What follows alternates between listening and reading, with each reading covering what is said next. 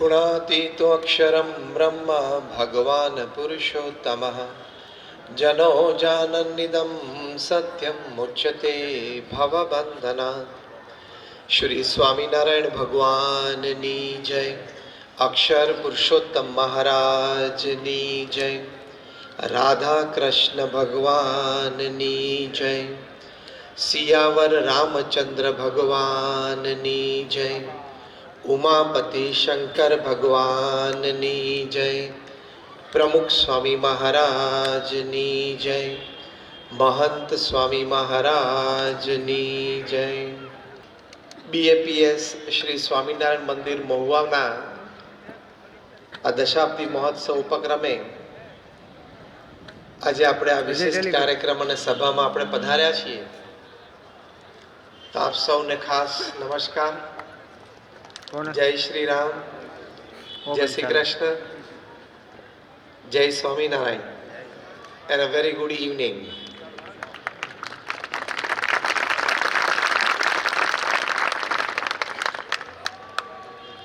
મહુવા શહેરને તો આ બહુ જ મોટો લાભ 2014ની સાલમાં થયેલો, જ્યારે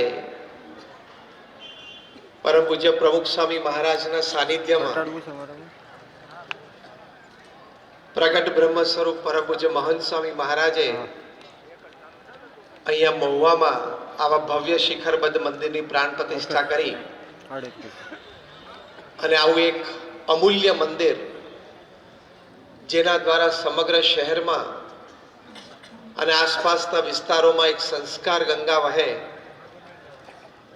એની ભેટ આપી। એને નગરજનો આપ સૌ ખૂબ ભાગ્યશાળી છો, ખૂબ પુણ્યશાળી છો કે આવું એક ભવ્ય દિવ્ય મંદિર એના નેજા હેઠળ અનેકવિધ સામાજિક પ્રવૃત્તિઓ, આવી સાંસ્કૃતિક, શૈક્ષણિક, તબીબી પ્રવૃત્તિઓ અને સંતો દ્વારા સંસ્કાર સિંચનની પ્રવૃત્તિઓ એ આખા વર્ષ દરમિયાન ચાલતી રહે। કારણ કે અત્યારે આપણે જે સમાજનું ચિત્ર જોઈએ છે એમાં વ્યક્તિના જીવનમાં સંસ્કારની આવશ્યકતા ખૂબ છે। સંપત્તિ ઘણી વધી છે પણ સંસ્કાર વધતા ન હોય એવું ઘણી વખત આપણને જણાય છે। એટલે આપણે જે વાત છે કે મારું જીવન છે એ સુખી જીવન કેવી રીતે બને, 70-80 વર્ષનું આ જીવન છે, તમે કંઈ નહીં કરો ને તો પણ પૂરું તો થશે, હા કે ના? ઘરમાં બેસી રહેશો તો પૂરું તો થવાનું છે। પ્રારબ્ધમાં જેટલા વર્ષો લખ્યા છે એટલું જીવવાનું તો છે, પણ હાઉ ટુ લીવ, એ 70-80 વર્ષનું જીવન કેવી રીતે જીવવું એ આપણા મહાન સંતોએ આપણને શીખવાડ્યું છે। આપણા મહાન સત્શાસ્ત્રો વેદ, ઉપનિષદ, શ્રીમદ ભગવદ્ ગીતા, રામાયણ, મહાભારત જેવા સત્શાસ્ત્રોએ આપણને જીવન શૈલી શીખવાડી છે। આધુનિક વિચારધારાઓમાં પણ આમાં મહાન ચિંતકોએ આપણને શીખવાડ્યું છે અને આ બધાના સાર રૂપે પ્રમુખ સ્વામી મહારાજ કે મહંત સ્વામી મહારાજનું જીવન એ આપણને ઘણું બધું શીખવાડી જાય છે। કારણ કે સુખી તો દરેક વ્યક્તિને થવું છે, હા કે ના? Just rays your hands if you say yes. બધા હાથ ઊંચો કરો અને વિચાર હોવો જ જોઈએ, એની માટે પ્રયત્ન થવો જ જોઈએ અને દ્રઢતાપૂર્વકનો પ્રયત્ન થવો જોઈએ। કારણ કે અંગ્રેજીમાં એક કહેવત છે, યુ હેવ ઓનલી 2 ચોઇસીસ। જીવનમાં આપણી પાસે ફક્ત 2 પસંદગી છે, either you cry or you smile. કોઈ પણ સંજોગ અને પરિસ્થિતિમાં કાં તો તમે રોવો અને કાં તો હસતા મોઢે એનો સામનો કરો, 2 જ ચોઇસ છે, ત્રીજી ચોઇસ જ નથી। Am I right? Either you cry or you smile. કાં તો તમે દુઃખી થઈને ખૂણે બેસી જાઓ અને કાં તો હસતા મોઢે પરિસ્થિતિને સ્વીકારી એ પરિસ્થિતિની સામે જજુમતા શીખો। આ 2 જ ચોઇસ છે। તો આપણે જ્યારે આપણું જીવન સુખી બનાવવું છે ત્યારે ચોઇસ નંબર 2 ઉપર હંમેશા રહેવું કે કોઈ પણ સંજોગોમાં, કોઈ પણ પરિસ્થિતિમાં, કારણ કે life is like a sine wave, ઉતર ચઢ તો જીવનમાં આવ્યા જ કરશે. ત્યારે પરિસ્થિતિ સંજોગોને સમજીને એનો સામનો કરીને એ પરિસ્થિતિ અને સંજોગોને કેવી રીતે નિપટાવવા એ આપણને સુંદર માર્ગદર્શન મહાન સંતોએ, શાસ્ત્રોએ અને આપણે વાત કરીએ એમ પ્રમુખ સ્વામી મહારાજ કે મહંત સ્વામી મહારાજના જીવનમાંથી પ્રાપ્ત થાય છે. જો અત્યારે શિક્ષણની દ્રષ્ટિએ જોઈએ તો શહેરોમાં અને તાલુકા જગ્યાઓમાં બધાને શિક્ષણની સારી સુવિધાઓ પ્રાપ્ત થઈ છે. હવે તો ઘણા બધા અંતરિયાળ ગામો સુધી શિક્ષણની વ્યવસ્થાઓ ખૂબ સારી થઈ છે. એટલે શિક્ષણની દ્રષ્ટિએ when it comes to academics બધાને ઘણી બધી તકો છે. વેપાર ધંધાની પણ ઘણી બધી તકો બધા પાસે છે. અનેક પ્રકારના વેપાર ધંધા થાય છે. અહીંયા તમારે ડિહાઇડ્રેશન પ્લાન્ટ આટલા બધા ચાલે છે. આખા ભારતમાં કદાચ 150 કે 160 જેટલા ડિહાઇડ્રેશન પ્લાન્ટ હશે, એમાંથી 110 120 તો ખાલી મહુવામાં જ છે. એટલે વેપાર ધંધાની પણ ઘણા બધાને ઘણી બધી અનુકૂળતાઓ હોય. એટલે શિક્ષણ અને વેપારની અનુકૂળતાઓ, તકો એ દિવસે દિવસે વધતી જાય છે. પણ એ શિક્ષણ અને એ વેપાર એની સાથે જો સંસ્કાર ન ભળ્યા તો એ શિક્ષણ છે, એ વેપાર છે, એ વ્યક્તિનું જીવન એ બરબાદ કરી શકે છે. શિક્ષણની દ્રષ્ટિએ તમે પહેલા જુઓ તો the bombs and the missiles are not made by illiterate people, uneducated people. આ બોમ્બ અને મિસાઇલ બનાવે છે કોઈ અભણ વ્યક્તિઓ નથી બનાવતા. એ ટોપ ક્લાસ સાયન્સ ગ્રેજ્યુએટ્સ બનાવે છે. અને ઘણા તો આઈવી લીગ કોલેજીસમાંથી ભણ્યા હોય, એટલે હાર્વર્ડ ને સ્ટેનફોર્ડ ને કાર્નેગી મેલન અને યેલ અને કિલોન જેવી યુનિવર્સિટીમાં ભણ્યા હોય, સ્નાતકો થયા હોય વિજ્ઞાન ક્ષેત્રમાં, પીએચડી થયા હોય, એ લોકો બોમ્બ અને મિસાઇલ બનાવે છે. 30,000 વૈજ્ઞાનિકો પૃથ્વી ઉપર દિવસમાં 14 થી 18 કલાક પોતાની લેબોરેટરીમાં બોમ્બ્સ અને મિસાઇલ્સ બનાવે છે, એના પ્રયોગો કરે છે, નવી ટેકનિક શોધે છે, કેમ કરીને માણસને વહેલો ને જલ્દી મારી નાખો એની માટે પ્રયત્નશીલ છે. કોરોના દરમિયાન 30,000 વૈજ્ઞાનિકોએ ખાલી શસ્ત્ર બનાવવામાં જે બુદ્ધિ શક્તિ વાપરી એ 1.5 વર્ષ જો એ લોકોએ કોરોના માટે કાઢ્યો હોત ને તો આપણે આટલી બધી બરબાદી નોતરત નહીં. એટલે એની પાસે શિક્ષણ છે પણ સંસ્કાર નથી કે મારે મારી બુદ્ધિ, મારે મારું ભણતર, મારે મારો અનુભવ એ લોકોની સુખાકારી માટે કરવો જોઈએ, માનવ જીવનના ઉત્કર્ષ માટે કરવો જોઈએ. એની બુદ્ધિમાં વિચાર નથી કારણ કે સંસ્કાર નથી. એટલે જેમ એક બહુ જ મોટા પ્રોફેસર MS યુનિવર્સિટીમાં કહેતા કે sometimes universities are producing educated monkeys. ઘણી વખત યુનિવર્સિટીઓ છે ને ભણેલા ગણેલા વાંદરા તૈયાર કરે છે. વેપારની દ્રષ્ટિએ પણ એવું છે, વ્યવસાયની દ્રષ્ટિએ પણ એવું છે. એમાં પણ સંસ્કાર જોઈએ. સંસ્કાર ના હોય, સમજો આપણે વાત શું સમજવા બેઠા છીએ કે મારું જીવન સુખી જીવન, તો એ વેપાર વ્યવસાયમાં પણ આપણે સંસ્કાર જોશે, નહીં તો નીતિમત્તા અને પ્રામાણિકતા ક્યારેય નહીં આવે. જેણે જેણે ક્રિકેટના બોલ સાથે ચેડા કર્યા બધાએ ક્રિકેટ છોડવું પડ્યું કે નહીં? અને જેણે જેણે બેંક સાથે ચેડા કર્યા બધાએ દેશ છોડવો પડ્યો કે નહીં? 2-3 જણા લંડન ભાગી ગયા છે, 2-3 જણા કેરેબિયન આઇલેન્ડ ભાગી ગયા છે, બધાને પાછા લાવવાના છે. અને તિહાર દિલ્હીમાં wide arm spread ready to hug them. નીતિમત્તા અને પ્રામાણિકતા તમે ચૂકો વ્યવસાયમાં અને વેપારમાં, એ સંસ્કારનો અભાવ છે.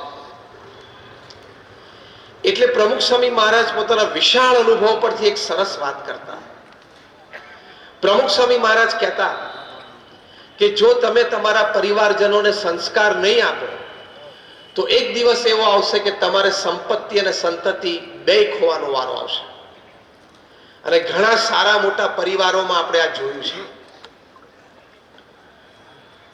મુંબઈનો એક ધનાઢ્ય પરિવાર છે.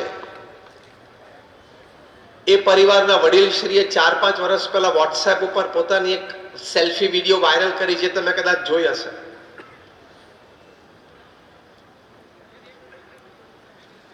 શૂટિંગ્સ એન્ડ શર્ટિંગ્સનો બહુ મોટો બિઝનેસ, અને બ્રાન્ડ નેમની નીચે લખતા હતા કમ્પ્લીટ જેન્ટલમેન. ખબર નહીં કોઈ બની ના શક્યું. અને બહુ જ મોટો વેપાર, 20,000 કરોડનો વેપાર દીકરાને આપ્યો. જે કઈ ઘટનાઓ ઘરમાં બની હશે, દીકરાએ પિતાશ્રીને ઘરમાંથી કાઢી મૂક્યા. અને ત્યાં અત્યારે મુંબઈમાં નેપેન્સી રોડ ઉપર એક 2 BHK ફ્લેટમાં એક ડ્રાઈવર અને કુક આપીને ગોઠવી દીધા. આ પિતાએ પોતાના આ દીકરાને ઇંગ્લેન્ડ અને અમેરિકાની સારામાં સારી યુનિવર્સિટીમાં અભ્યાસ કરાવેલો. એટલે શિક્ષણની દ્રષ્ટિએ કોઈ ખામી નથી. 20,000 કરોડનો વેપાર વારસામાં આપેલો, એટલે વ્યવસાય વેપારની દ્રષ્ટિએ પણ કોઈ ખામી નથી. ખામી ક્યાં રહી ગઈ? સંસ્કારમાં. એટલે મારું જીવન, એટલે કે આપણું જીવન સુખી બનાવવું હોય, શિક્ષણ તમે સારામાં સારું આપવું જોઈએ સંતાનોને. એની માટે પૂરા પ્રયત્નશીલ આપણે છીએ અને રહેવાના છીએ. વેપાર ધંધો પણ ખૂબ સારો વિકસાવવો, પણ સાથે સાથે મુખ્ય મુદ્દો એ છે કે આ બંનેની પુષ્ટિને અર્થે આપણા જીવનના સુખાકારી માટે આપણા જીવનમાં, આપણા પરિવારના તમામ સભ્યોના જીવનમાં સંસ્કાર દ્રઢ હોવા એ ખૂબ જરૂરી છે. એક વિચારધારા છે, સંસ્કાર છે એક વિચારધારા છે. એ વિચારમાંથી વાણી અને વર્તન સ્ફુરે છે. એ વાણી અને વર્તનમાંથી અભિગમ, વ્યક્તિત્વ અને ચારિત્ર બહાર આવે છે. એ જો પોતાની સુખાકારી માટે હોય, સમાજ માટે સવડા વિચાર હોય, સમાજના ઉત્કર્ષ માટેના પવિત્ર વિચારો હોય, તો એ ક્રિયાને, વર્તન, એ વ્યક્તિત્વને, ચારિત્ર ખીલી ઉઠે. એની માટે આંતરિક ફેરફાર કરવો પડે.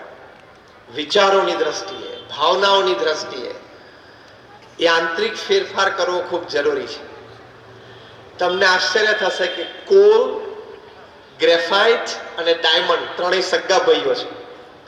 કોલસો, ગ્રેફાઇટ એટલે પેલું કાળું શીશુ, અને હીરો ત્રણેય સગા ભાઈઓ છે. રાધર ટ્રિપલેટ્સ છે. ત્રણે ત્રણ કાર્બન એટમના બનેલા છે, અને કાર્બન એટમ સિવાય કાંઈ જ નહીં.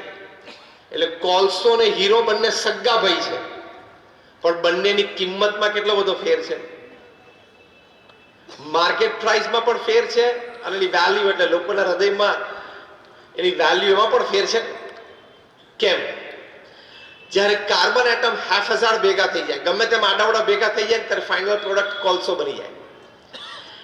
એના જ કાર્બન એટમ હેક્ઝાગોનલ સ્ટ્રક્ચર, જે કેમિસ્ટ્રી ભણ્યા છે હાઈસ્કૂલમાં, મને ખ્યાલ, હેક્ઝાગોનલ સ્ટ્રક્ચર બેન્ઝીન રિંગના રીતે ગોઠવાય તો ફાઇનલ પ્રોડક્ટ છે એ ગ્રેફાઇટ બની જાય, એટલે કાળું શીશુ, જે આપણને પેન્સિલમાં કામ આવે છે, ઇવન ન્યુક્લિયર રિએક્ટરના કોર્સમાં પણ બને.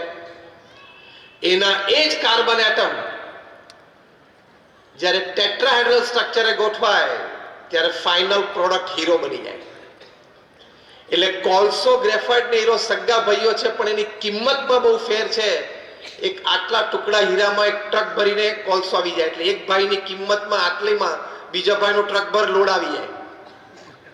એનું કારણ શું? Design of the internal structure.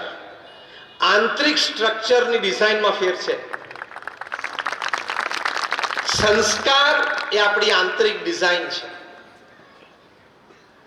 A design જેટલી આપણે સારી, સુંદર બનાવીએ, એટલી આપણી આઉટપુટ, પ્રોડક્ટ, એટલે કે આપણું વ્યક્તિત્વ, આપણું ચારિત્ર છે, એટલું સુંદર દીપી ઉઠે. આપણને પણ જીવનનો સંતોષ થાય, અને સમાજને પણ આપણે કોન્ટ્રીબ્યુટ કરી શકીએ. તો એ આંતરિક ડિઝાઇન માટે હવે પ્રયત્ન શું કરવો? હવે આપણે પ્રેક્ટિકલ વાત કરીએ. અત્યાર સુધી આપણે સમજણ સંબંધી વાત સમજ્યા. હવે એ સમજણ સુધી પહોંચવા માટે પ્રેક્ટિકલ છે. તો હંમેશા સંસ્કારની જ્યારે વાત આવે ત્યારે સવડા, ઉચ્ચ અને પવિત્ર વિચારો જીવનમાં કરવા. આપણે કોઈ પણ સંજોગોમાં હોઈએ, ધંધો બેસી ગયો હોય, ઘરમાં કંઈક વિવાદ ચાલતો હોય, બિઝનેસ પાર્ટનર સાથે કંઈક પ્રશ્ન થયો હોય, કોઈ દુઃખનો પ્રસંગ આવી પડે જીવનમાં, કદાચ સુખનો પણ આવી પડે, ધંધો પણ સારો ચાલે, કોઈ પણ નેગેટિવ કે પોઝિટિવ પરિસ્થિતિમાં એક પાક્કો નિર્ણય રાખો કે મારે વિચારો તો સવડા, ઊંચા અને પવિત્ર જ કરવા છે. આ મારું જીવન સુખી જીવન માટે પ્રથમ અગત્યની વાત છે કે મારા વિચારો હંમેશા સવડા, ઊંચા અને પવિત્ર હોવા જોઈએ. કારણ કે એમાંથી શબ્દ, એમાંથી પ્રવૃત્તિ એ જન્મે છે. જો પ્રમુખ સ્વામી મહારાજ ફક્ત 5 ધોરણ ભણેલા હતા, સામાન્ય ગામડામાં એમનો ઉછેર થયો, એક ખેડૂત પરિવારમાં. અંગ્રેજીનું એક વાક્ય બોલી ના શકે, forget English, not even Hindi, Hindi ભાષાનું પણ એક વાક્ય ના બોલી શકે. પણ એક જ ઊંચો, પવિત્ર અને સવડો વિચાર એમને જીવનમાં રાખ્યો: બીજાના સુખમાં આપણું સુખ, બીજાના આનંદમાં આપણો આનંદ, અન્યની પ્રગતિમાં આપણી પ્રગતિ, અન્યના ઉત્કર્ષમાં આપણો ઉત્કર્ષ. આ સર્વોચ્ચ કક્ષાનો પવિત્ર અને સવડો વિચાર છે. તો આપણે વાત કરીએ પ્રમાણે એમાંથી કેટલી બધી પ્રવૃત્તિઓ જન્મી કે Pramukh Swami Maharaj was a one man organization, એક વ્યક્તિ સંસ્થા હતા. અંગ્રેજીમાં કહેવત છે કે the organization is a length and shade of its leader. એટલે કે સંસ્થા શું છે? પોતાના નેતાનો એક લાંબો પડછાયો. એ પ્રમુખ સ્વામી મહારાજના જીવનમાં આપણે જોયો કે બીએપીએસ સંસ્થા એ પ્રમુખ સ્વામી મહારાજનો લાંબો પડછાયો. કારણ કે એકલા હાથે એમણે આ સંસ્થાનો જે વિકાસ કર્યો, અને સંસ્થાના વિકાસ પાછળનો મુખ્ય હેતુ તો સમાજનો ઉત્કર્ષ હતો. એ સંસ્થાનો વિકાસ અને સમાજ ઉત્કર્ષ એમણે કર્યો, એની પાછળ એમનો આ વિચાર અને આ ભાવના હતી, આ સંસ્કાર હતા એમના કે બીજાના સુખમાં આપણું સુખ, બીજાના ઉત્કર્ષમાં આપણો ઉત્કર્ષ, અન્યની પ્રગતિમાં આપણી પ્રગતિ. એ વિચાર હતો, એ ભાવના હતી, એટલે કે સંસ્કાર એમના હતા. તો એમાંથી પ્રમુખ સ્વામી મહારાજે 45 વર્ષના પોતાના ગુરુપદમાં 1300 સંસ્થાઓ, 1300 હોસ્પિટલ, હોસ્ટેલ, સ્કૂલ, કોલેજ, હરિમંદિર, મંદિર, અક્ષરધામ એમણે બનાવ્યા. 45 વર્ષમાં 1300, એટલે દર 15મા દિવસે એક સમાજ સેવા સંસ્થાની ભેટ પ્રમુખ સ્વામી મહારાજે સમાજને આપી. Every 15th day. તમે ખાલી વિચાર કરો, દર 15મા દિવસે એક જમીન સંપાદન થવી, એ જમીન લોકલ ગવર્નમેન્ટ બોડીઝમાં લીગલી ક્લિયર થવી, બીએપીએસ સંસ્થાના ટ્રસ્ટી બોર્ડમાં નક્કી થયું કે ત્યાં શું કરવું છે, હોસ્પિટલ, હોસ્ટેલ, સ્કૂલ, કોલેજ, મંદિર, વોટએવર. બીએપીએસ એક એનપીઓ છે, નોન પ્રોફિટ ઓર્ગેનાઇઝેશન, એટલે ફંડ્સ ચેરિટીના રૂપમાં સમાજમાંથી રેઝ થવા. આ બાજુ આર્કિટેક્ટ નક્કી થાય, પ્લાન્સ ડિઝાઇન કરે, એ પણ લોકલ ગવર્નમેન્ટ બોડીઝમાં પાસ થવા.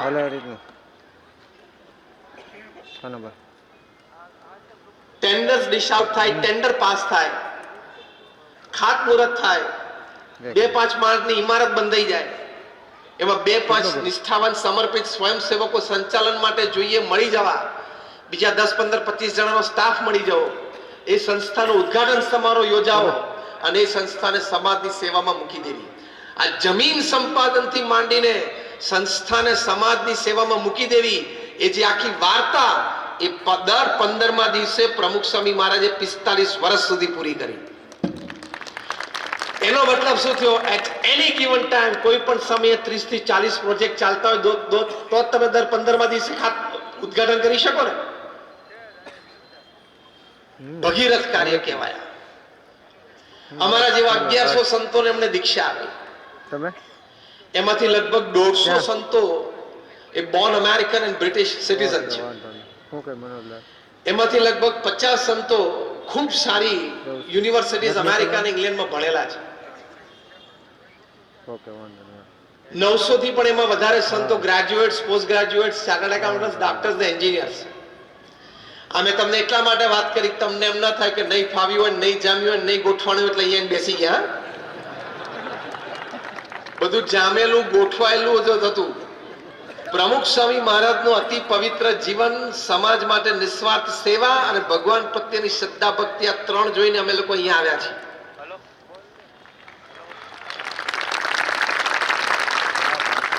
સાથે 80,000 નો વોલેન્ટિયર ફોર્સ ઉભો કર્યો. દુનિયાના 18,000 ગામો અને શહેરોમાં 60 દેશોમાં જાતે વિચરણ કર્યું. 7.5 લાખ પત્રોના લેખિત જવાબ આપ્યા. એટલે કે રોજના 50 કરતા પણ વધારે પત્રોના એમણે લેખિત જવાબ આપ્યા. અને 3.5 લાખ ઘર, ઓફિસ, ફેક્ટરી કે દુકાનમાં પધરામણી કરી. આ બધા જે તમે આંકડા સાંભળ્યા ને, આ બધા જ આંકડા એમના જીવનમાં 51 વર્ષની ઉંમરના પછીના છે, યુવાનીના નથી. From his age of 51 to 95, 51 વર્ષની ઉંમરે બૌદ્ધા રિટાયરમેન્ટ વિચારો શરૂ થઈ જાય. જ્યારે દુનિયા રિટાયરમેન્ટનો વિચાર 51 વર્ષે, ત્યારે પ્રમુખ સ્વામી મહારાજે પોતાની કારકિર્દી ચાલુ કરી અને પછી આ સર્જન એમણે કર્યું. આ વાત આપણે એટલા માટે કરી કે આપણે જે મુખ્ય વાત સમજીએ છીએ કે સંસ્કાર સંબંધી સૌડો વિચાર, ઊંચો વિચાર અને પવિત્ર વિચાર હોય તો કોઈ વ્યક્તિ ક્યાં સુધી પોતાનું જીવન તો સુખી કરી શકે, ધન્ય કરી શકે. જે પ્રમુખ સ્વામી મહારાજે કર્યું, હજારોના જીવનમાં એ ધન્યતા બક્ષી શકે. કયો વિચાર સંસ્કારની દ્રષ્ટિએ પ્રમુખ સ્વામી મહારાજના હૃદયમાં સ્થિર હતો? બીજાના આનંદમાં, બીજાના ઉત્કર્ષમાં, અન્યની પ્રગતિમાં. આ વિચાર સંસ્કાર સંબંધી છે. એટલે આટલો વિચાર તમે આજે બોલ્યા છો, રોજ સવારે ઉઠીને આ વિચાર બોલજો. પૃથ્વી ઉપર 8 અબજની વસ્તી થવા આવી છે. આ વિચાર જો બધા રાખે તો પૃથ્વી સ્વર્ગ તુલ્ય થઈ જાય, એટલી તાકાત પ્રમુખ સ્વામી મહારાજના વિચારમાં છે. એટલે હું બોલાવું એમ મારી સાથે બોલજો, કારણ કે આ વિચાર આપણે દ્રઢ કરવાનો છે. બીજાના સુખમાં, હું બોલાવું એમ જ બોલજો. બીજાના સુખમાં આપણું સુખ, બીજાના ઉત્કર્ષમાં આપણો ઉત્કર્ષ, અન્યની પ્રગતિમાં આપણી પ્રગતિ.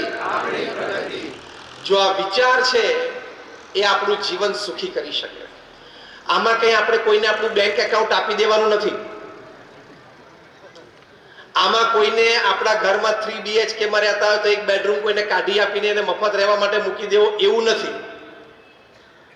કોઈનું ખરાબ અહિત ન ઈચ્છવું, ત્યારથી માંડીને અનુકૂળતાએ સમયે અન્યને મદદરૂપ થવું, એ સંબંધી વાત છે. પ્રમુખ સ્વામી મહારાજને એક પ્રસંગે કોઈએ પૂછ્યું કે કયો વિચાર તમારા મનમાં હંમેશા રહે છે? એમણે કહ્યું કે જે વિચાર મને ક્યારેય નથી આવ્યો હું કહું, that was more interesting. પ્રમુખ સ્વામી મહારાજ બોલ્યા, કોઈનું પણ અહિત થાય એવો વિચાર મને જીવનમાં ક્યારેય નથી આવ્યો. આ સંસ્કાર કહેવાય. અને આમે કદાચ આપણે કોઈનું અહિત ઈચ્છીએ તો આપણું ઈચ્છવાથી તો થવાનું નથી એનું. હા કે ના? કોઈના પ્રત્યે ઈર્ષ્યા રાખીએ તો એનું અહિત થવાનું છે? નથી થવાનું. તો આપણે શું કામ એવા એટીટ્યુડથી જીવવું? આપણે એટીટ્યુડથી ના જીવીએ. એની મહેનતનું, એના નસીબનું અને એની ઉપર થઈ જે ભગવાનની કૃપા, એનું એ ફળ ભોગવે છે. મારા નસીબનું, મારી મહેનતનું અને મારી ઉપર ભગવાનની કૃપા અને પ્રારબ્ધ, એનું હું ભોગવું છું. He is he, I am I. That is the attitude. Simple. તો કોઈ ઈર્ષા ભાવ નથી, કોઈના પ્રત્યે કોઈ અહિતની ભાવના નથી. આને સંસ્કાર કહેવાય. તો વ્યક્તિનું જીવન સુખી થાય. તો આવા ઉચ્ચ વિચારો, આવા મહાપુરુષો પાસેથી શીખવાના. એમાંથી આપણા વર્તન અને અભિગમ ઘણા. જે આપણે પરિસ્થિતિ અને સંજોગોની વાત કરતા હતા. પ્રમુખ સ્વામી મહારાજ એક વખત ત્યાં અમેરિકામાં, ન્યુયોર્કમાં હતા.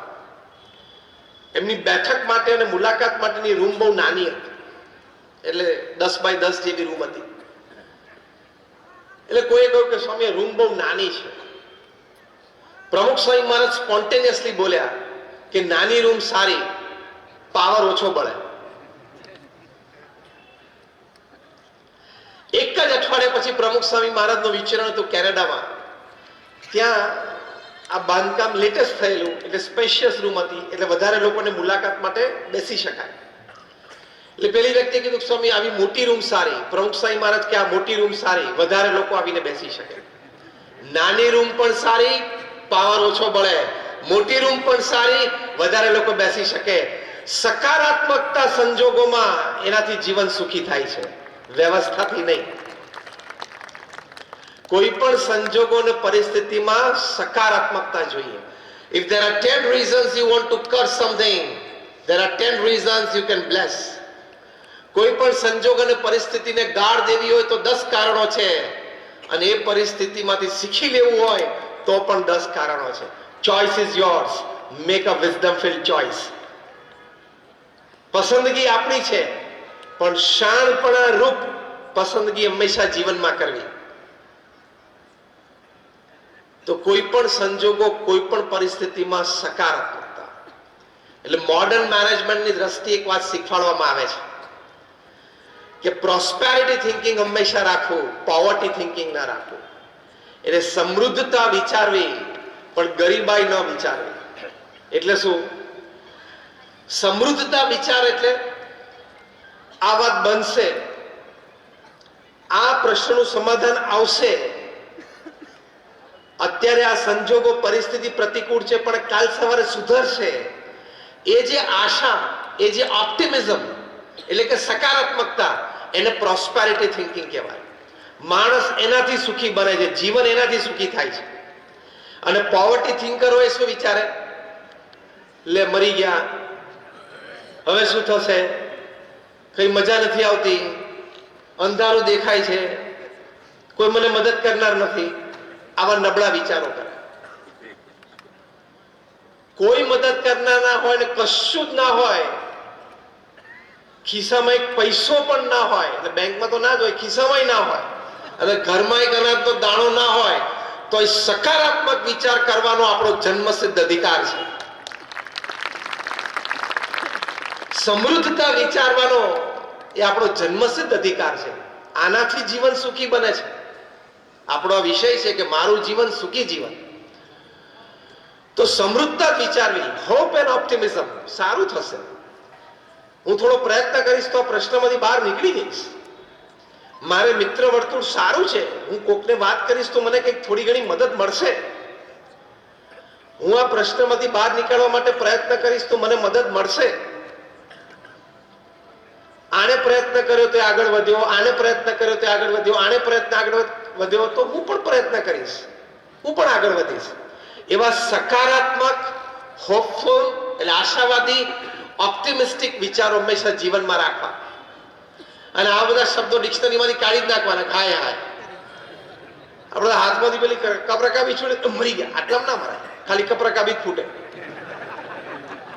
એટલે આપણી માનસિકતા, આપણા શબ્દો એવા થઈ ગયા, એટીટ્યુડ્સ એવા થઈ જાય. કારણ કે આપણને મૂળભૂત આપણે જે વાત કરીએ છીએ ઊંચા, સકારાત્મક અને પવિત્ર વિચારો નથી.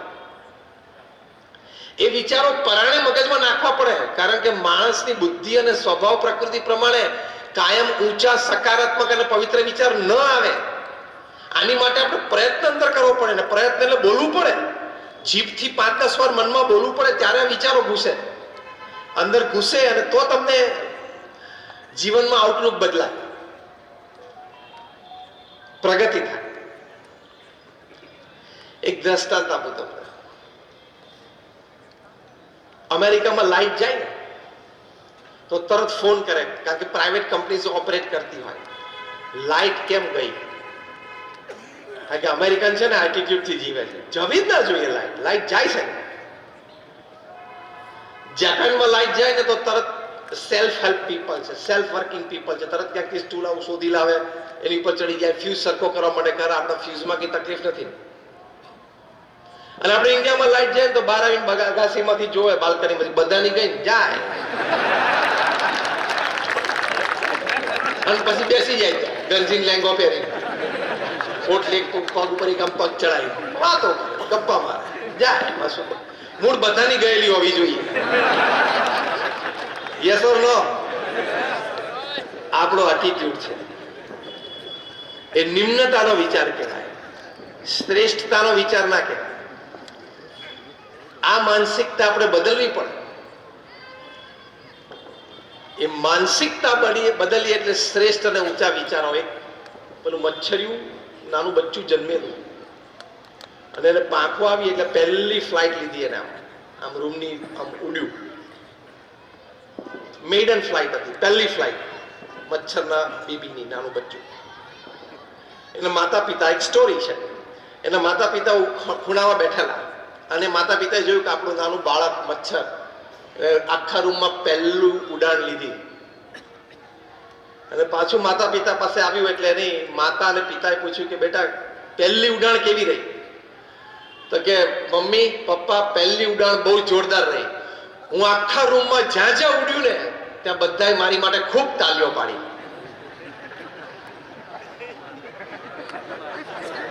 ખબર પડી શું બધાએ ખૂબ તાલીઓ પાડી શું એને મારી નાખવાનો પ્રયત્ન કરેલો પણ વિચાર્યું શું બધાએ મારી ઉડાન જોઈને તાલીઓ પાડી ધેટ ઇઝ એટીટ્યુડ એને અભિગમ કહેવાય આવા અભિગમથી જીવનમાં લોકો સુખી રહી શકે સંજોગો અને પરિસ્થિતિ તો કાયમ અનુકૂળ નહીં જ રહે એ પૃથ્વી ઉપર સિદ્ધાંત છે કારણ કે ભગવાને કોઈને પૃથ્વી ઉપર MOU કરીને મોકલ્યા નથી મેમોરેન્ડમ ઓફ અન્ડરસ્ટેન્ડિંગ જા બેટા પૃથ્વી પર જા એવરીથિંગ વિલ હેપન ગુડી ગુડી બધું સારું થશે એવી પેપર ઉપર સહી કરીને ભગવાને કોઈને મોકલ્યો નથી કોઈની પાસે હોય તો દેખાડજો life is like a sine wave ઉતર ચઢ તો આવવાની છે પણ આ વિચારોની સકારાત્મકતા હંમેશા જીવનમાં રાખવી પ્રમુખ સ્વામી મહારાજ એક વખત કહ્યું સ્વામી ગાડી બહુ આપશું કન્યાળ છે વર્ષમાં 3 વખત અથડાઈ સ્વામી કે શું કન્યાળ કહેવાય 3 વખત અથડાઈ પણ કોઈને ઈજા થઈ જો આ દ્રષ્ટિએ કોઈ એ પ્રસંગને જોવો આ અભિગમથી એ પ્રસંગને મૂલવવો એ જીવનમાં સુખી રહેવાની ચાવી છે બાકી ગાડી બગડે ખરી ગાડીનો એક્સિડન્ટ થાય પણ એક્સિડન્ટ થયો પછી તમારા વિચારો શું છે એ અગત્યનું છે you need to have absolute control on your thought process આપણા વિચાર અને આપણી ભાવનાઓ ઉપર જેટલો આપણો કંટ્રોલ હોય એટલો જ વ્યક્તિ સુખી થઈ શકે તો આવા એટીટ્યુડ્સ આવા વિચારધારા આવી બધી વિચારધારાઓ એનાથી વ્યક્તિ સુખી રહે છે બીજી વાત સુખી થવાની કે આપણે જે પણ ક્રિયા કરીએ પ્રવૃત્તિ કરીએ વ્યવસાય કરીએ નોકરી કરીએ એમાં જે આપણે વાત કરી કે નીતિમત્તા અને પ્રામાણિકતા કોઈ દિવસ ચૂકતા નહીં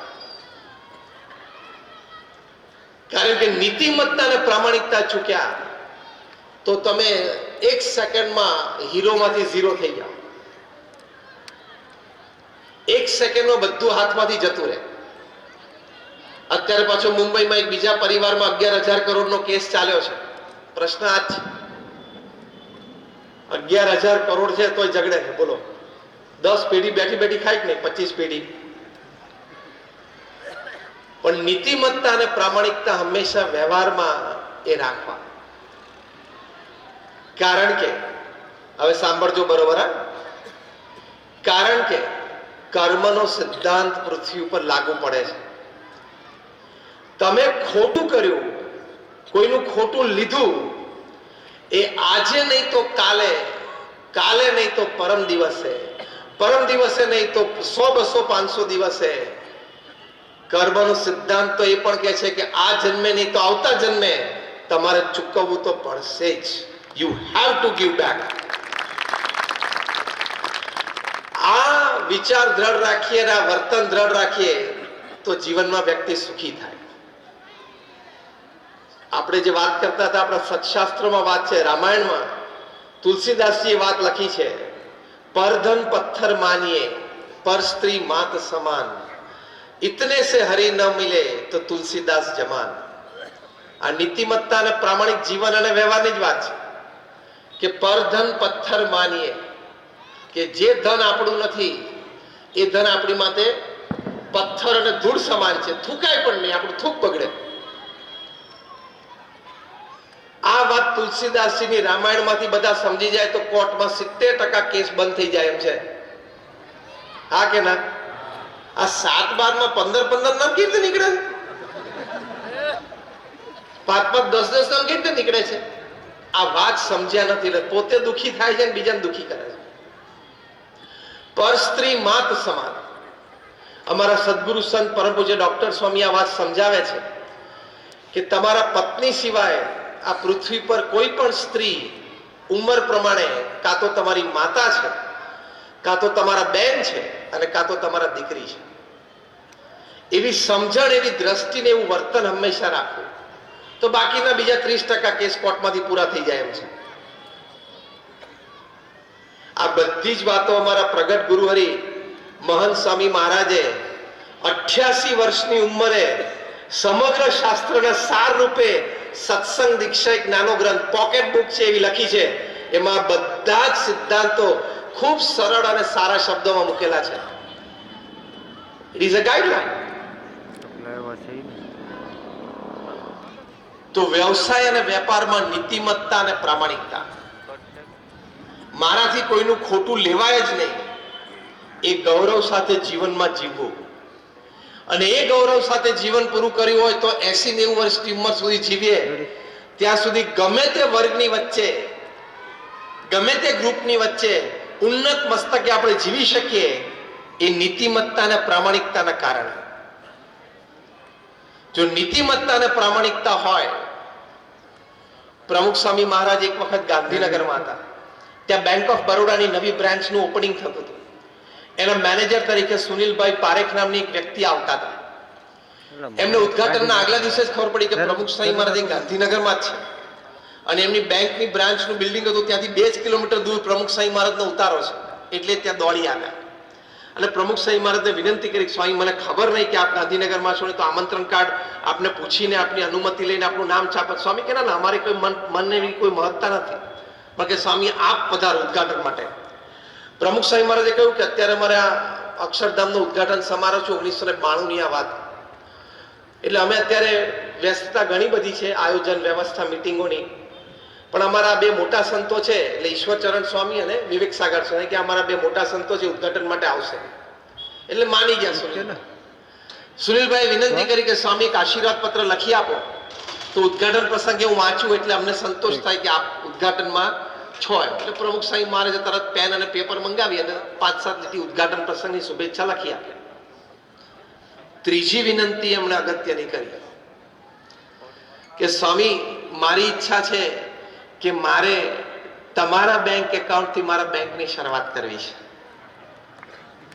ત્યારે આ પ્રમુખ સ્વામી મહારાજ, જેમની લંડનમાં સુવર્ણ તુલા થયેલી, એ તમામ પ્રમુખ સ્વામી મેડિકલ કોલેજ કરમસદને દાન કર્યું. આ પ્રમુખ સ્વામી મહારાજ જેની અમેરિકામાં 25, 30, 35 જેટલી કી ટુ ધ સિટી મળી છે અને ભવ્ય મોટા સન્માનો British parliament, Canadian parliament, Kenyan પાર્લામેન્ટમાં થયા છે. એ પ્રમુખ સ્વામી મહારાજે સુનિલભાઈ પારેખને કહ્યું કે તમારી ભાવના છે તો અમે સંસ્થાનું એક બેંક એકાઉન્ટ તમારી બેંકમાં ખોલાવશું. ત્યારે એમણે કહ્યું કે ના સ્વામી, સંસ્થાનું નહીં, મારે તમારું પર્સનલ બેંક એકાઉન્ટ જોઈએ છે. ત્યારે પ્રમુખ સ્વામી મહારાજ બોલ્યા કે મારા નામે તો બેંક એકાઉન્ટ જ નથી, અમે તો સાધુ છીએ, અમારા નામે બેંક એકાઉન્ટ હોય નહીં, મારી સહી જ કોઈ જગ્યાએ ચાલતી નથી. બીએપીએસ સંસ્થાના સર્વે સર્વા આજે બીએપીએસ ના એક પણ સંતના નામે બેંક એકાઉન્ટ નથી, એ કેશને અડતા નથી, એમની પાસે કોઈ કેશ નથી, એમણે પોતાની કેશ કોઈની પાસે રખાવી નથી. નીતિમત્તા અને પ્રામાણિકતા એ જીવનમાં ખૂબ અગત્યના છે. તો જ તમારી વાતોની લોકોને અસર થાય, તો જ શબ્દોની અસર અને પ્રેરણા લોકોને મળે. તો આટલી નીતિમત્તા અને પ્રામાણિકતા આપણે હંમેશા રાખવી કે પરધન પથ્થર માનીએ, પર સ્ત્રી માત સમાન. એ નીતિમત્તા અને પ્રામાણિકતાથી જીવીએ તો જીવનમાં આપણને ખૂબ આનંદ આવે.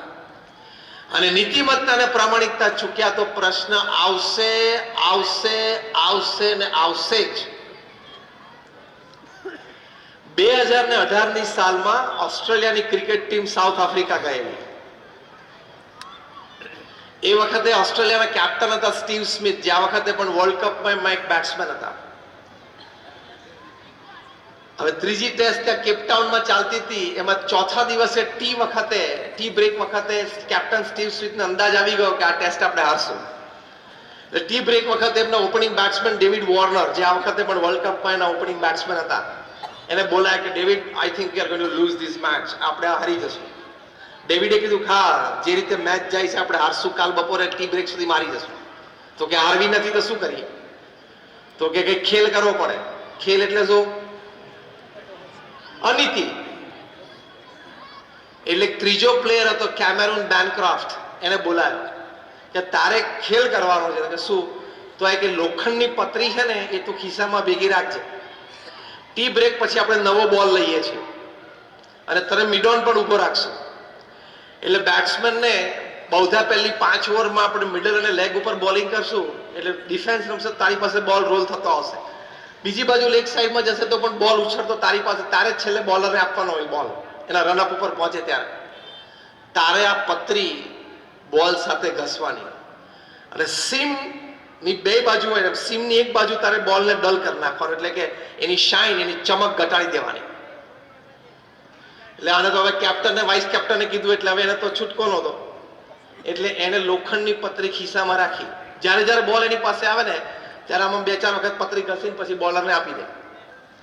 એમ 8-10 વખત એની પાસે બોલ આવ્યો 5-7 ઓવરમાં, ત્યાં સુધીમાં સીમ એટલે જે સીઝન બોલો વચ્ચે ટાંકા હોય ને દેશી ભાષામાં, સીમની એક બાજુ બોલ એકદમ ડલ થઈ ગયો અને એક બાજુ એકદમ ચમકે. હવે આવો નવો જ બોલ હોય અને સીમની એક બાજુ ચમકતો હોય અને એક બાજુ ડલ પડી જાય ને એટલે રિવર્સ સ્વિંગ ચાલુ થઈ જાય. એટલે જે પેસ બોલર્સ હોય 92-95 માઇલ્સ પર આવરની ડિલિવરી નાખતા હોય, 2-2.5 ફૂટ બોલ કટ થવા માંડે ટપ્યો, એટલે બેટ્સમેન માટે તો ત્રાસ થઈ જાય અને એવું થવા માંડ્યું. એકવાર ભાઈ સાહેબે પતરી ઘસી, એ સીસીટીવી કેમેરામાં પકડાઈ ગઈ. એટલે કેમેરામેન જે કંટ્રોલ રૂમમાં બેઠા હતા ને, એમણે કીધું એમના કોર્ડિનેટરને કે આણે કંઈક જો બોલ સાથે ઘસે છે, પછી તો રિવર્સ ગયું તો કે ઘણી જ ઘસ્યું છે. એટલે પેલા ક્લોઝઅપ લઈને જોયું તો કે પતરી ઘસે છે, કોલ હિમ આઉટ. મેચ ઊભી રાખી, મેચ રેફરીને બહાર બોલાયો. શું કરતો તો તે આપણે નહીં પહેલા પકડાઈ જતા, મને ખબર નથી. માણસની સહ સાથે બેસીએ, રાત્રિ ભોજન સાથે કરીએ, રાત્રિ ભોજન પછી પણ સાથે બેસીએ, એ જીવનનો સૌથી મોટો આનંદ છે. ત્યાં હાર્વર્ડ યુનિવર્સિટીનો એક સર્વે છે.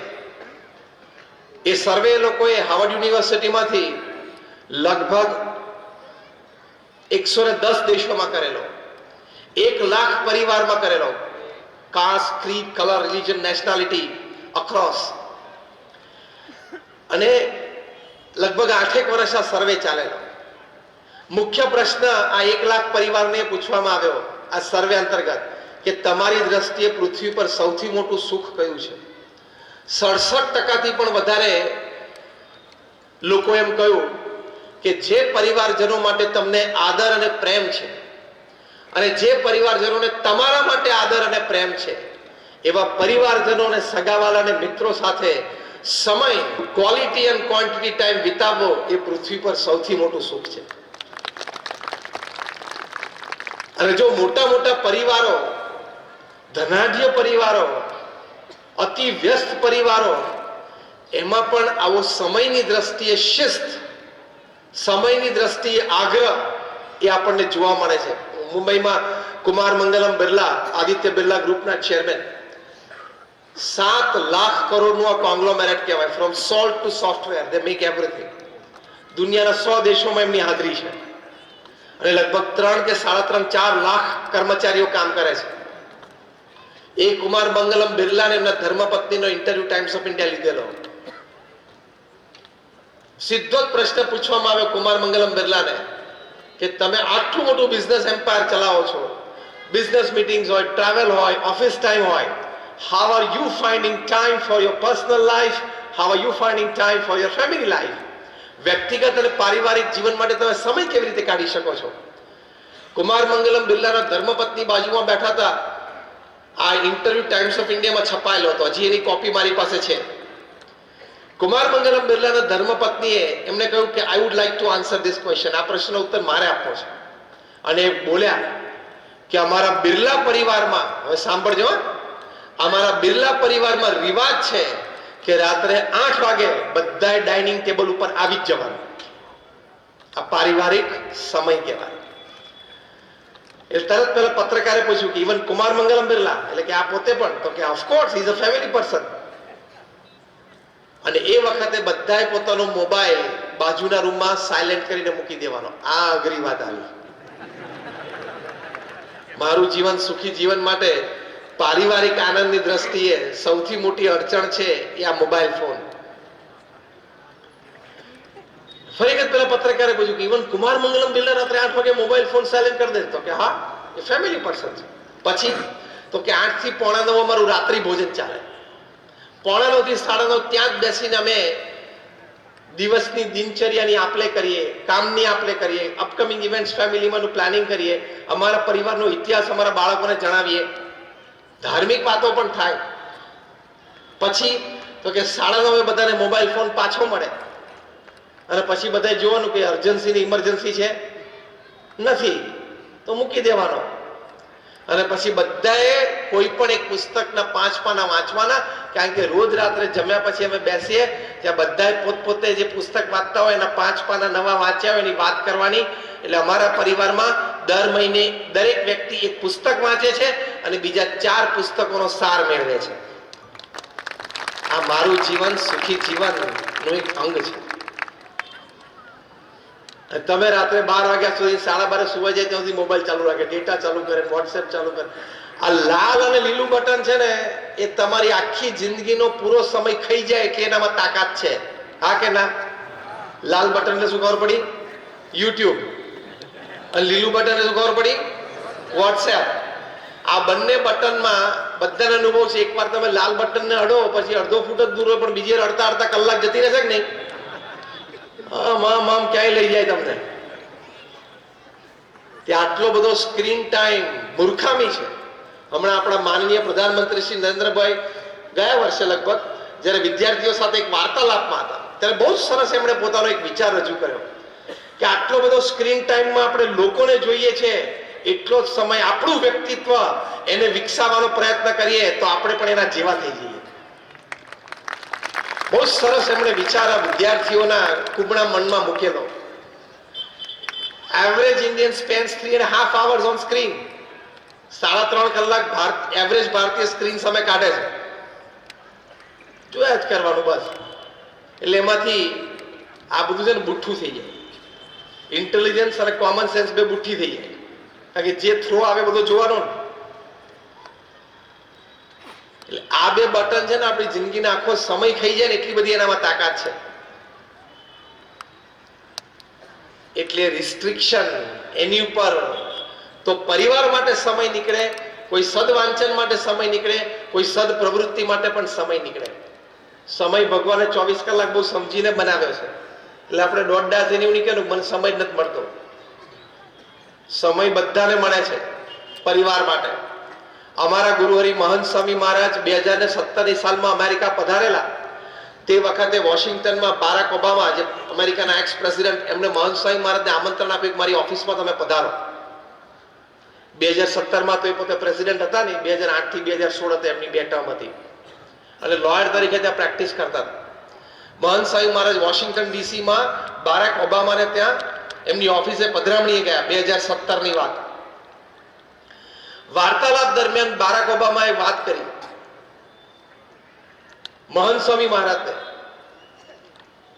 કે હું 8 વર્ષ અમેરિકાનો પ્રેસિડેન્ટ રહ્યો, 2 ટર્મ લીધી છે, પણ એ 8 વર્ષમાં એક પણ દિવસ એવો નથી કે સાંજે 7 થી 8 ની વચ્ચે હું, મારા પત્ની અને મારી બંને દીકરીઓ ડાઇનિંગ ટેબલ ઉપર રાત્રિ ભોજન માટે સાથે ના બેઠા હોય. હું પરદેશ ગયો હોઉં, ક્યાંક ટૂરમાં હોઉં એ અલગ વાત છે. બાકી વોશિંગ્ટનમાં અમે સાથે જ રાત્રે જમીએ. પારિવારિક મૂલ્યોની વાત છે. તો કુમાર મંગલમ બિરલા રાત્રે 8 વાગે રાત્રિ ભોજનમાં પરિવાર સાથે બેસી શકે, બારાક ઓબામા બેસી શકે, તો તારે અહીંયા મહુવામાં શું એવા કામ છે?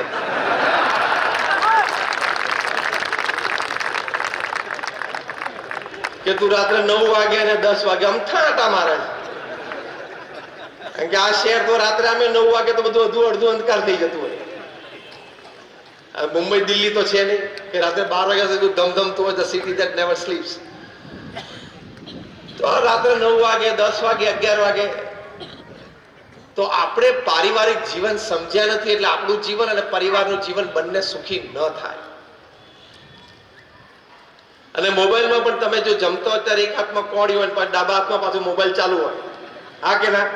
પરિવાર સાથે બેઠા હોય ત્યારે give me a yes or no, louder one. તો એક સિમ્પલ પ્રશ્ન તમને પૂછવો છે કે તમે રાત્રિ ભોજનમાં તમારા પરિવાર સાથે બેઠા હો, તમે એક હાથમાં કોળીઓ એક હાથમાં મોબાઈલ ફોન રાખો છો, એ વખતે કોઈનો ફોન આવે એની સાથે વાત કરો છો, તો સિમ્પલ સાદો પ્રશ્ન મારે એ પૂછવો છે કે તમે તમારા પરિવાર સાથે બેઠા હો રાત્રિ ભોજનમાં, તે વખતે તમારી બાજુમાં તમારું પરિવારજન લોહીનું સગું 2 ફૂટ દૂર બેઠું છે એ અગત્યનું છે કે 50, 100, 200 કિલોમીટર દૂરથી કોઈ પાણીનું સગું એ તમને ફોન કરે છે અગત્યનું છે? Who is more important? બોલો, બે માંથી કોણ અગત્યનું છે? પરિવારજન અગત્યના છે કે પેલો ફોન કરનાર અગત્યનો છે? એ વખતે જોશથી બોલો ને ખબર પડે. તો પછી આપણે કાલથી શું કરવું છે?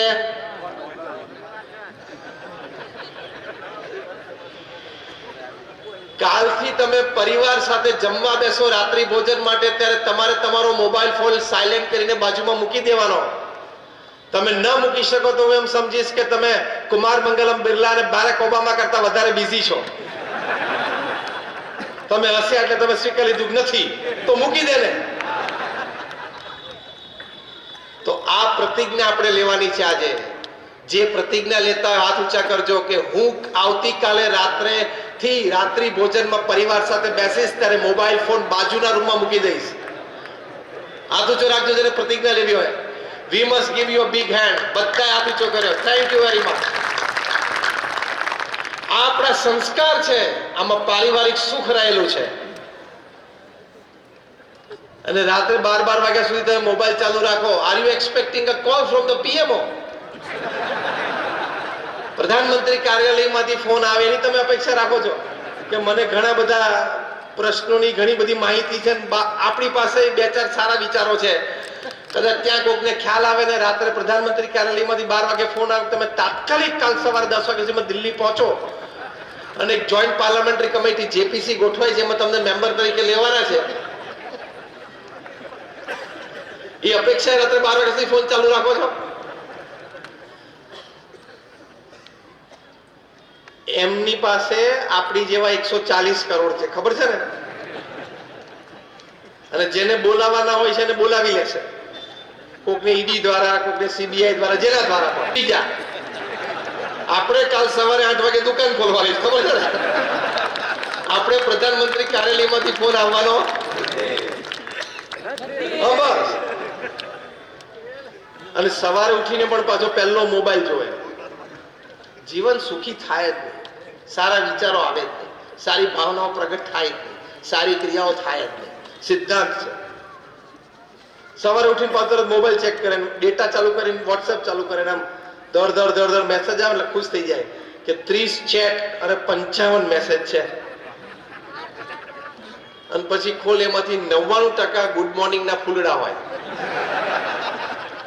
એમાંથી એક ફૂલડું તમને પાછું ગમે એટલે એનું શું કરો? ખબર તો બધાને છે, કારણ કે એમાંથી એક ફૂલડું તમે આગળ બીજા ગ્રુપમાં છોડો એટલે મહુવાથી એ ફૂલડું જાય અમદાવાદ, અમદાવાદથી જાય મુંબઈ બીજા દિવસે, ત્રીજા દિવસે મુંબઈથી દુબઈ કે લંડન જાય, ચોથા દિવસે લંડનથી ન્યુયોર્ક જાય, પાંચમા દિવસે ન્યુયોર્કથી નૈરોબી આવે, છઠ્ઠા દિવસે નૈરોબીથી પાછું બોમ્બે આવે અને સાતમા દિવસે મુંબઈથી પાછું ખાલી જગ્યા બધા પર દીધા. આ અઠવાડિયાની ની મુસાફરીમાં કોઈક નવરો વચ્ચે બપોરિયામાં બેઠો એ ક્રોપ ચોપ કરે, કદી પાંદડું પાછું આગું પાછું કરે એટલે પાછી સવારી ચાલુ થાય. નવરાશ નો કઈ પાર છે કે નહીં? આપણને સમયની સભાનતા નથી. આપણા વિચારો અને ભાવનાઓ મજબૂત અને સવડા અને ઊંચા અને પવિત્ર એની સભાનતા ખબર નથી, એટલે જીવન સુખી થાય. એટલે આનો ટાઈમ રિસ્ટ્રિક્ટ કરી જ નાખવાનો, સ્ટ્રિક્ટ ડિસિપ્લિન રાખવાનું કે આટલો જ ટાઈમ. બહુ જ સરસ વિચાર જે આપણે હમણાં વાત કરી એ આપણા માનનીય પ્રધાનમંત્રી શ્રી આપેલો છે વિદ્યાર્થીઓને.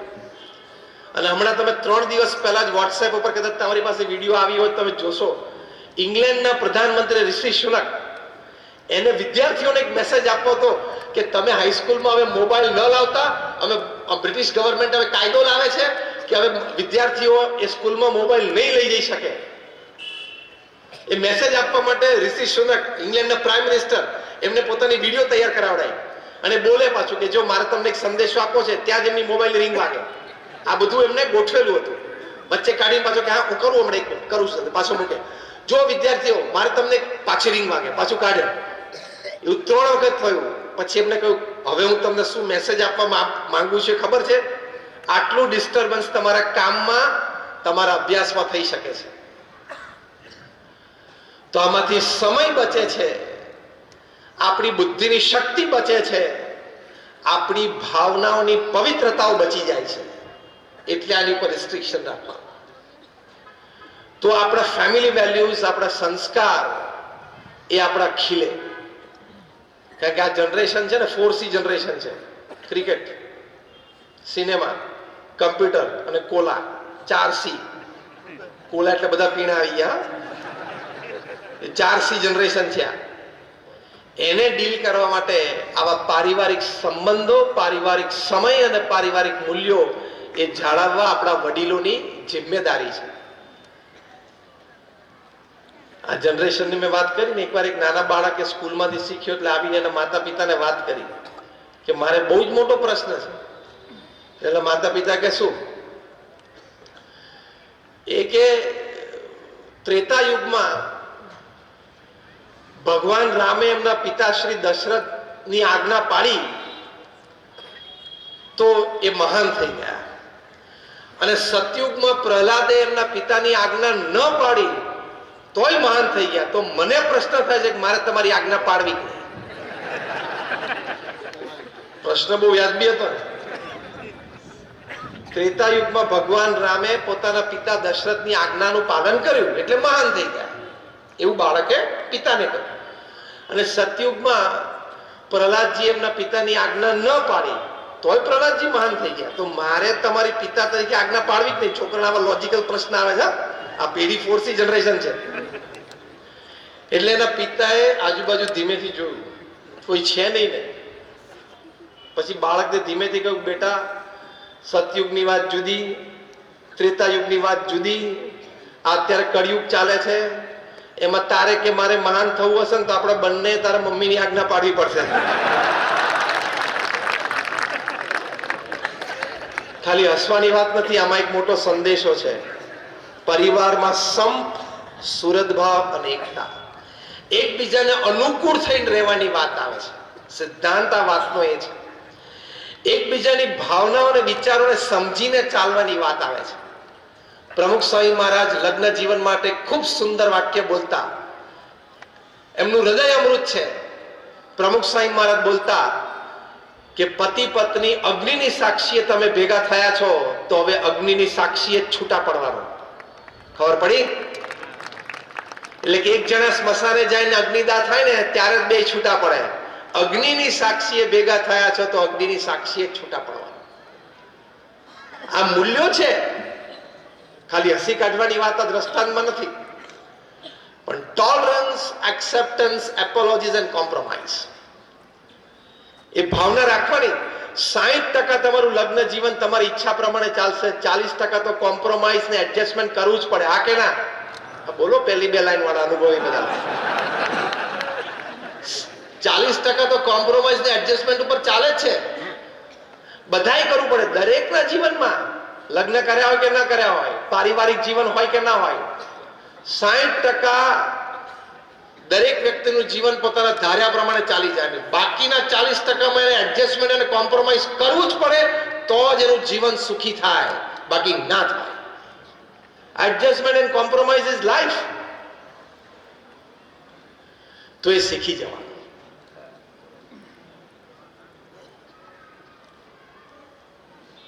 એક વાત યાદ આવે છે. એકવાર એક પતિ પત્નીને લગ્ન જીવનના 50 વર્ષ પૂરા થયા એટલે એની માટે પાર્ટી ગોઠવાયેલી ને બધા મિત્રોને, સગાવાલા ને, પડોશીને બધા આનંદ કરતા હતા. વારાફરતી સ્ટેજ ઉપર આવીને એક મિનિટ પોતાના પ્રસંગો આ યુગલ સાથેના કે ભાઈ અમારી આ સ્મૃતિઓ એમ. ભાઈ બુદ્ધિશાળી માણસ બેઠેલો, મહુવાનો જ હતો લગભગ તો. એને પૂછ્યું કે એક પ્રશ્ન પૂછ્યું એટલે આ યુગલે કીધું હા, કારણ કે લગ્ન જીવનને 50 વર્ષ પૂરો થાય એટલે બંનેની ઉંમર 75, 78, 80 ની હશે. એટલે કે તમારું સફળ સુખી લગ્ન જીવનનું રહસ્ય શું? એટલે એના પતિએ કીધું કે સિમ્પલ, અગત્યના નિર્ણયો મારે જ લેવાના, પત્નીએ માથાકૂટ જ નહીં કરવાની, બોલવાનું જ નહીં વચ્ચે, સ્વીકારી જ લેવાનું, હું કહું એમ કરી જ નાખવાનું, અને ઓછા અગત્યના નિર્ણય હોય એ હું કહું સારું હોય તું કે. એમ બધા સ્તબ્ધ થઈ ગયા. આવું ચાલે નહીં, ચાલે. બીજો બુદ્ધિશાળી એ બેઠો હતો. એને પૂછ્યું કે તમને વાંધો ન તો કયા અગત્યના નિર્ણય તમે લો, તમારી પત્ની આ પાડવાના, કયા નિર્ણયો તમારી પત્ની લઈને તમારે આ પાડવાના, એ જરા સ્પેસિફાય તો કરો, લિસ્ટ આઉટ ધ આઇટમ્સ. એટલે એના પતિએ કીધું કે જે ઓછા અગત્યના નિર્ણયો હોય ને, જે મારા પત્ની લેવાના, મારે માથાકૂટ નહીં કરવાની, હા પાડી દેવાની, એ સંતાનોને કઈ સ્કૂલમાં ભણવા મોકલવા, અમારા બધાના ઘરમાં દિવાળીએ કેવા કપડા કયા લેવા, વાહન લેવાનું તો કયું વાહન લેવું, ટીવી, ફર્નિચર બધું એ નક્કી કરે, પડદા એ બધું નક્કી કરે, સગાવાલા મિત્રોમાં ક્યાં કેટલો કેવો સંબંધ રાખવો એ બધું એ નક્કી કરે. અમે પિકનિક કે ટૂર ઉપર ફરવા જવાનું હોય શનિ રવિ કે વેકેશનમાં તો ક્યાં જવું, હોટલ બુકિંગ, ટ્રાવેલ એ બધું એ નક્કી કરે. એટલે આવા બધા ઓછા અગત્યના નિર્ણયો છે મારા પત્નીને હું હા પાડું, જા કર. પાછી તમને બધા મૂંઝવણ થઈ કે હવે અમારે રહ્યું કયું કે આ ભાઈને નિર્ણય લેવાના અને એના પત્ની આ પાડે અને પાછળ વધારે અગત્યના. એટલે એમને કહ્યું કે ભાઈ તમારે ક્યાં નિર્ણય લેવાના બાકી રહ્યા, અને એ પણ આના કરતા અગત્યના. એટલે કે કેમ, કેટલા બધા નિર્ણય.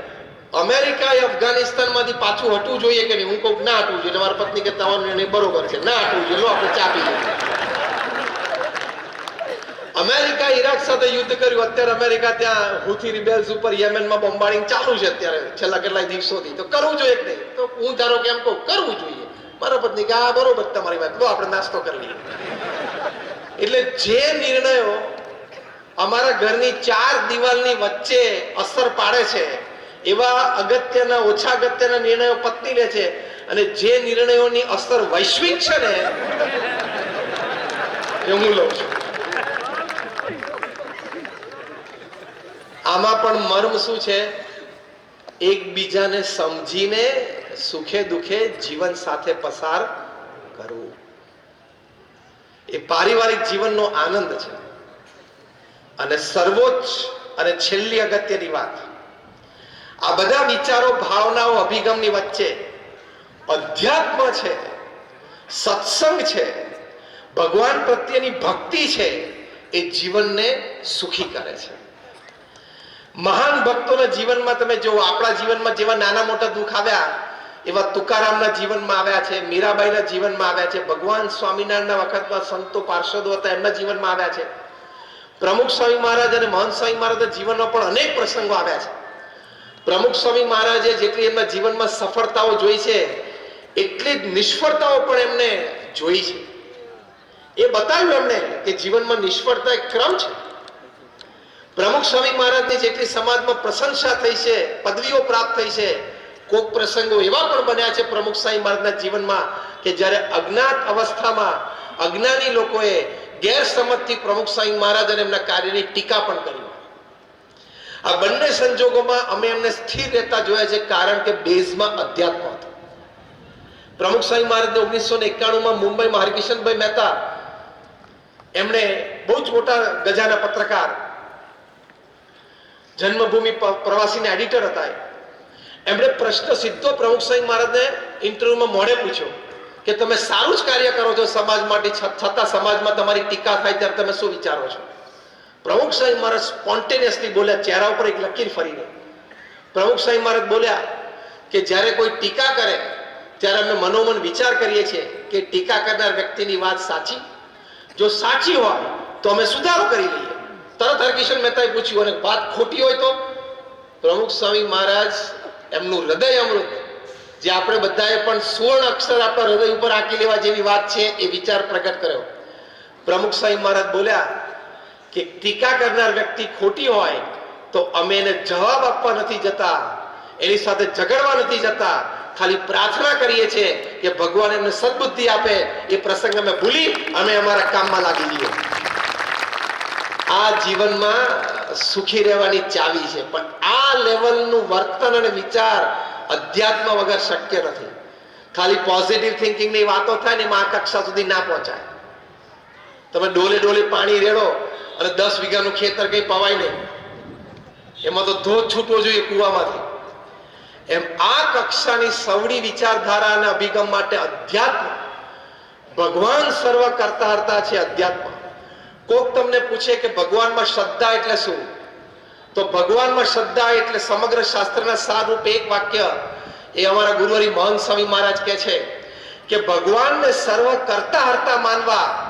કે મારા જીવનમાં આજ સુધી જે કંઈ પ્રસંગો બન્યા, અત્યારે જે મારા જીવનમાં પ્રસંગો બની રહ્યા છે અને ભવિષ્યમાં મારા જીવનમાં જે પ્રસંગો બનશે, એ ભગવાનની ઈચ્છાથી બને છે અને બનશે, અને એ મારા સારા માટે જ બને છે.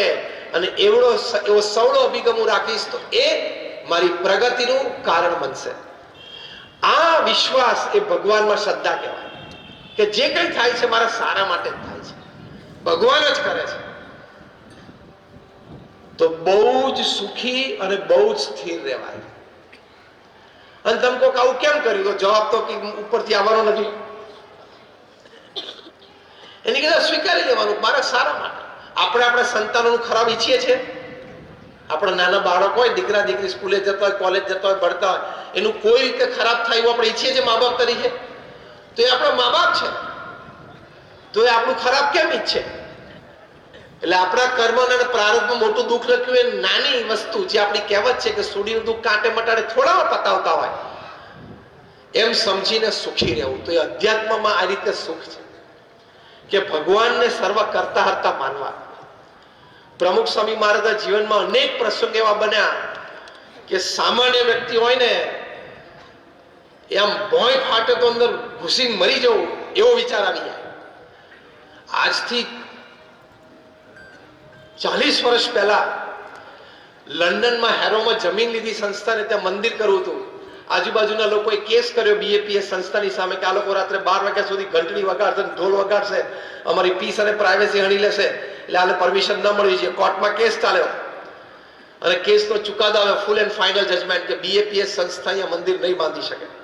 અમે બહુ રજૂઆત કરી હતી દિલ્હી, બ્રિટિશ કોર્ટમાં કે તમે ઇન્ડિયામાં આવો, જોવો અમારા મંદિરો, કઈ રાત્રે 12 વાગ્યા સુધી અમે ઘંટ ને ઢોલ નથી વગાડતા, આજુબાજુ વાળા કોઈ ડિસ્ટર્બન્સ નથી.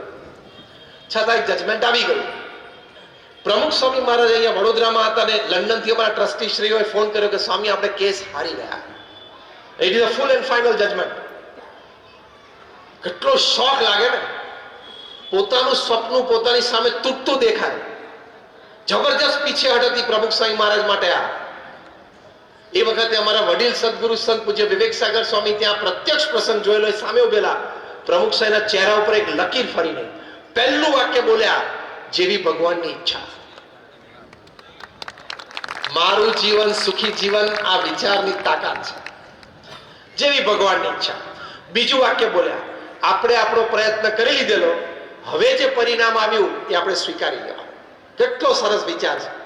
અને ત્રીજું વાક્ય બોલ્યા, ધ ડિટર્મિનેશન. પ્રમુખ સ્વામી મહારાજ બોલ્યા કે આપણે નક્કી કર્યું છે બધા સાથે બેસીને કે લંડનમાં મોટું મંદિર કરવું છે અને ભારતીય સંસ્કૃતિના દર્શન ત્યાં કરાવવા છે, તો કરવું તો છે જ, બીજી જમીન શોધવા માંડો. કેટલી સ્ટેબિલિટી કહેવાય, સ્થિરતા. બીજી જમીન નિસ્તરમાં શોધી ત્યાં મંદિર બન્યું. અને જ્યારે 1995માં પ્રમુખ સ્વામી મહારાજે પ્રતિષ્ઠા કરીને ઉદ્ઘાટિત કર્યું, ત્યારે રીડર્સ ડાયજેસ્ટે લખ્યું કે it is the 8th wonder of the world, દુનિયાની 8મી અજાયબી છે, એવું મંદિર કર્યું. એટલે પરિસ્થિતિ અને સંજોગોથી હતાશા નિરાશા ન આવે એનું મુખ્ય કારણ છે ભગવાનને કરતા હરતા માનવા. કંઈક ખોટું થાય ને તરત પહેલું આ જ શીખવું પ્રમુખ સાહેબ મારા જીવનમાંથી જેવી ભગવાનની ઈચ્છા. કંઈક સારું મોટું થાય ને તો પણ એમ કેવું ભગવાનની ઈચ્છા, એટલે એ વખતે અભિમાન ના આવી જાય. તો આ અધ્યાત્મનો વિચાર માટે પ્રેક્ટિકલ છેલ્લી 2 મિનિટ વાત કરીને પૂરું કરું. પ્રમુખ સ્વામી મહારાજ 95 વર્ષ આ પૃથ્વી ઉપર રહ્યા અને 1300 મંદિરો બાંધ્યા, આટલી બધી સમાજ સેવા સંસ્થા ઊભી કરી. પ્રમુખ સ્વામી મહારાજનું સૌથી મોટું પ્રદાન સમગ્ર માનવ જાત માટે આ પૃથ્વી ઉપર આ સૂર્ય અને ચંદ્ર તપે ત્યાં સુધી એ છે ઘર સભા. ઘર સભા શું છે? અઠવાડિયામાં 2 વખત તમામ પરિવારજનો સાથે બેસવા, પૂર્ણ આધ્યાત્મિક સેશન. પ્રથમ 5 મિનિટ તમે જે પણ ભગવાનમાં માનતા હોય, ભગવાન રામ, ભગવાન કૃષ્ણ, કોઈ માતાજીના સ્વરૂપમાં માનતા હો, તમે જે ભગવાન દેવ દેવીના સ્વરૂપમાં માનતા હો એનું 5 મિનિટ તમારે નામ સ્મરણ કરવાનું, બધા સાથે બેસીને. પછી 10 મિનિટ આપણા સદગ્રંથો છે, રામાયણ છે, મહાભારત છે, શ્રીમદ ભગવદ્ ગીતા છે, પ્રમુખ સ્વામી મહારાજનું જીવન ચરિત્ર છે, એના 2-5 પાના વાંચવા, વારાફરતી પરિવારજનો એક વાંચવા રોજ દર વખતે. પછી 5 મિનિટ એની પર ચર્ચા કરવી કે શું ગમ્યું, શું સારું લાગ્યું. પછી ભગવાનની આરતી કરીને છૂટા પડવું. પ્રમુખ સ્વામી મહારાજ કહેતા અને ઘર સભા, અને પોતાના વિશાળ અનુભવ પરથી પ્રમુખ સ્વામી મહારાજ કહેતા કે ઘર સભાથી વિશ્વ શાંતિ થશે, વર્લ્ડ પીસ થ્રુ ઘર સભા. અઠવાડિયામાં 2 જ વખત આ પ્રયત્ન કરવાનો છે. આપણે ટીવીનો સારો પ્રોગ્રામ જોવા માટે સાથે બેસીએ છીએ, રાત્રિ ભોજન માટે સાથે બેસીએ છીએ. અઠવાડિયે 2 વખત નહીં, કન્સેશન, અઠવાડિયે 1 વખત તમે આ પ્રયત્ન કરો. અને તમને આ ઘર સભા પુસ્તિકા BAPS સંસ્થામાંથી પ્રકાશિત થઈ છે કે આ ઘર સભા નિયમિત જે કરે છે પરિવારને શું લાભ થયા. તો 2 ભાઈઓ વચ્ચે પ્રશ્ન હોય, સાથે પરિવારમાં રહેતા હોય, સંયુક્ત કુટુંબમાં, ધંધાકીય વેપારમાં, નિર્ણયોમાં ઘર્ષણ હોય એ દૂર થયા હોય. બાપ અને દીકરા વચ્ચે જનરેશન ગેપ હોય દૂર થઈ હોય. સાસુ વહુના ઝઘડા થતા હોય એ દૂર થયા હોય. પતિ પત્નીના ઝઘડા ઘર્ષણ રહેતા હોય દૂર થયા હોય. આ બધા લાભ એ ઘર સભાથી થયા છે. તો આ બધા લાભ થાય આપણું જીવન સુખી થયું કહેવાય ને. આમાંથી એક જ પ્રશ્ન ઘરમાં હોય અને મટી જાય તો ઘર સભામાં આવા પ્રશ્નોના સમાધાનની તાકાત છે. આ ઘર સભા પુસ્તકમાં જે તે વ્યક્તિની અનુમતિ લઈને એ વ્યક્તિના નામ સાથે એના જીવનનો પ્રસંગ એ પુસ્તકમાં લખીને પુસ્તક પ્રકાશિત સંસ્થા દ્વારા થયું છે. એ આ ઘર સભાની તાકાત છે. એટલે તમને આજના દિવસે આ મહુવા BAPS મંદિરના દશાબ્દી મહોત્સવે જ્યારે આપણે ખૂબ શ્રદ્ધાથી તમે લોકો અહીંયા છેલ્લા 3-4 કલાકથી બેઠા છો, આટલો તમારો અમૂલ્ય સમય તમે કાઢીને અહીંયા આવ્યા છો, તો you should gate something concrete. તમને જીવનમાં કંઈક લાભ થાય તમને થવું જોઈએ, પ્રેક્ટિકલ લાભ થાય એવું, ખાલી થિયોરિટિકલ નહીં. તો પ્રેક્ટિકલ લાભ આ છે કે આજે અમે તમને વિનંતી કરીએ છીએ બધા સંતો કે તમે તમામ તમારા પરિવારમાં અઠવાડિયે 1 વખત રાત્રિ ભોજન પછી અડધો કલાક માટે આ આધ્યાત્મિક સેશન એટલે ઘર સભા ચાલુ કરજો. આ અમારી વિનંતી છે અને આગ્રહભરી વિનંતી છે. જે પ્રયત્ન કરશે એ આંગળી ઊંચી કરજો કે આજથી હું પ્રયત્ન કરીશ. ઓહ, બધા હાથ ઊંચો કર્યો, હાથ ઊંચો રાખજો. એટલે અમને સંતોને બધા તમારી માટે આનંદ છે અને અમે અભિનંદન છે. આનો એડવાન્સ, જેમ તમારે બિઝનેસમાં પ્રોડક્ટ હોય ને, ISO international standard organisation, ISO product માર્કેટમાં ચાલી જાય, તમે કહી શકો કે ISO છે પ્રોડક્ટ, ઇન્ટરનેશનલ સ્ટાન્ડર્ડ ઓર્ગેનાઇઝેશન. એમ અમારી ઘર સભા પ્રોડક્ટ પણ ISO છે, ઇન્ટરનેશનલ સ્પિરિચ્યુઅલ ઓર્ગેનાઇઝેશન. માર્કેટમાંથી પાછી નહીં પડે, દરેકને લાભ થશે. તો અત્યારે અમારા ગુરુહરિ મહંત સ્વામી મહારાજનો અભિપ્રાય છે કે પરિવારમાં સંપ, યુનિટી માટે ઘર સભા દરેકે કરવી અક્ષીર ઉપાય છે. તમે કરશો એ તમને ચોક્કસ લાભ થશે. તો આપ સૌ માટે અમારી પ્રાર્થના છે, આપના પરિવારજનો માટે અમારી પ્રાર્થના છે, આપના વેપાર ધંધા માટે અમારી પ્રાર્થના છે, આપના જીવનમાં સત્સંગ અધ્યાત્મની દ્રઢતા તેની માટે અમારી પ્રાર્થના છે. ભગવાન સ્વામિનારાયણના ચરણોમાં, અમારા ગુરુહરિ પ્રમુખ સ્વામી મહારાજ અને પ્રગટ ગુરુહરિ મહંત સ્વામી મહારાજના ચરણોમાં કે આપ સૌને સદવિચાર, સદભાવના, સદપ્રવૃત્તિ હંમેશા પ્રેરે. આપ સૌનો આભાર. Thank you very much. જય સ્વામિનારાયણ.